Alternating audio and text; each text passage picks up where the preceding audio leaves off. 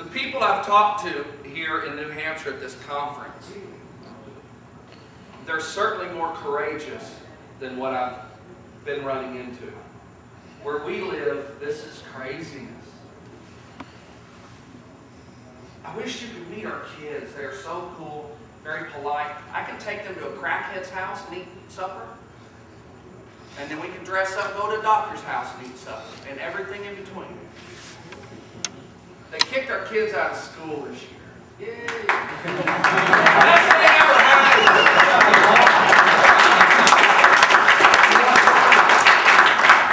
Homeschool. Yeah, we thought it was a tragedy, but it is the best thing that ever happened to us because our kids are learning a lot more at home. Okay, they're straight A, popular, very good-looking kids. They take after their dad. So they show up the first day. We're talking about a little redneck town, 1,200 people. Been there, you know, a big portion of my life. Everybody knows everybody. Long story short, they come home. We got to get these pink streaks. Now, they were professionally done red streaks. You know, it looks cool. Said that's distracting. Handbook says no different hair color. It's distracting. I asked the principal, who is it distracting? He said, well, it's distracting him. I said, how much money do you make? And you have a degree? If my kid's hair color distracts you, we need a new principal. And then I explained to him, just to make sure I was right, I called my parents, who are both public school teachers, and they said they don't care if a kid's bald, purple, gray, pink, hair down to here, they can teach math and computers. Long story short, sent the girls back to school. They were ready to protest. Principal walked in the class, said, you didn't change your hair color, report to SAC, which is a little prison inside. Just sit there and can't move and do work. They're getting our kids ready for the real jails. And my daughter said, no thank you, we're going to stay in this class and protest.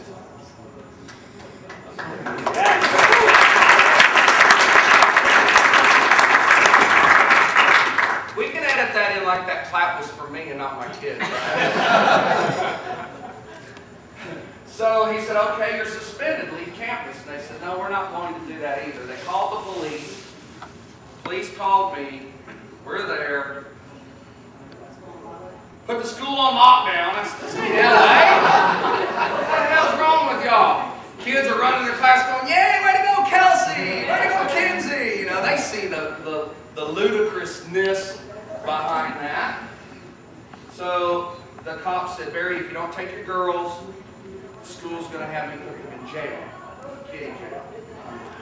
I looked at the principal and I looked at the superintendent. I said, you would allow my two blonde-headed girls to go to jail because they didn't change the color of their hair and they're refusing to leave because of that? She said, yeah.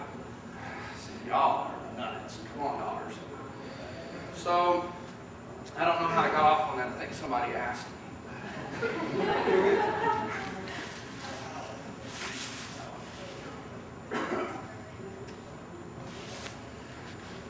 What time is it?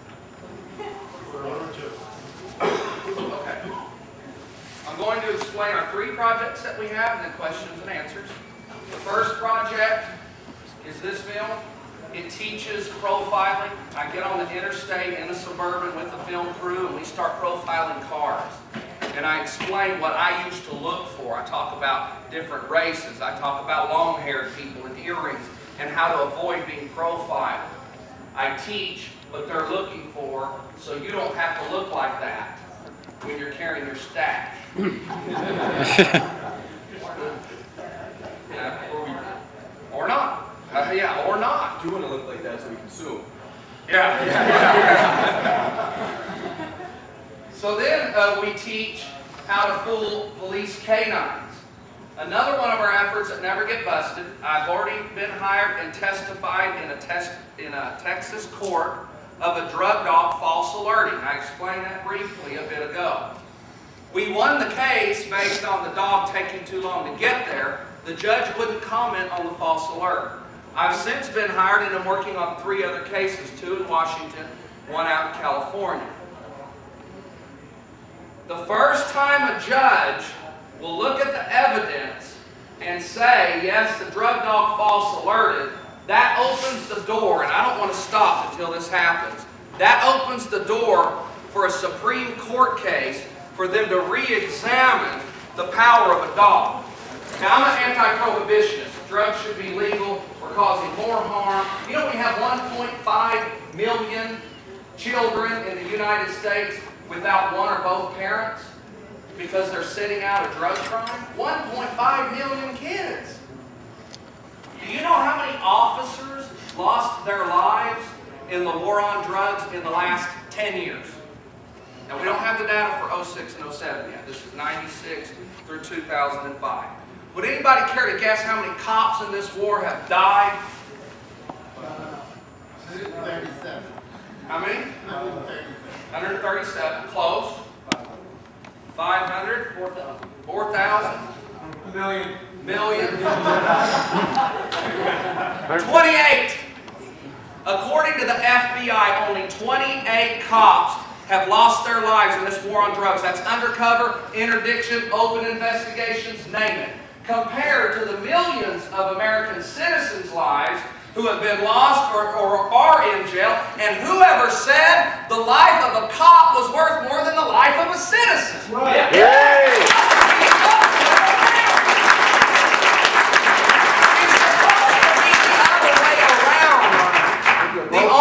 The only organizations that I was afraid of was the ACLU and LULAC when I was a cop, because they sued you. They would sue. So I hope I really love for Normal to get aboard. Normal, I'm a member. We have 250 attorneys aboard Normal. If every one of those attorneys would take 3 lawsuits, do the math. That's 750 things judges can't stand to see and want it out of their life.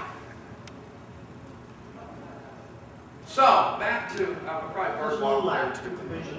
We know the ACLU. What's LULAC? LULAC, I don't know what the acronym stands for, but it's a Latino organization, and they stand up for the Mexican people.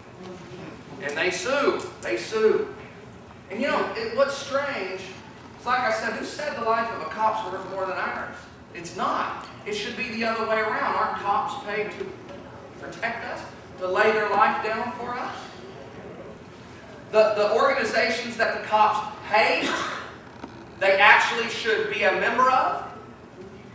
ACLU, American Civil Liberties Union, our civil liberties. Cops should help me protect my civil liberties. If there's another cop violating my constitutional right, the other cop should come along and say, you can't do that. That's a higher law. So,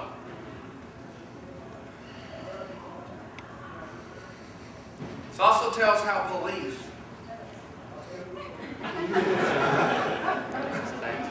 That happens to y'all too.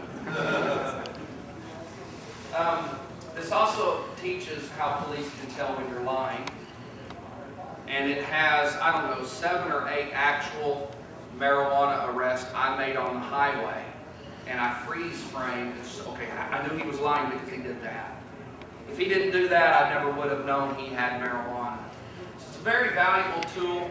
It did hit worldwide popularity. It's in Barnes & Nobles and Virgin Records. Not all of them, but a lot of them right now. So the film's been successful. The second film that we're releasing Saturday in Dallas, Texas, will be our first screening. It's Never Get Raided, and it teaches how to be safe in your home and not have a search warrant ran on you. I teach how to sell marijuana safely and never get caught by the police.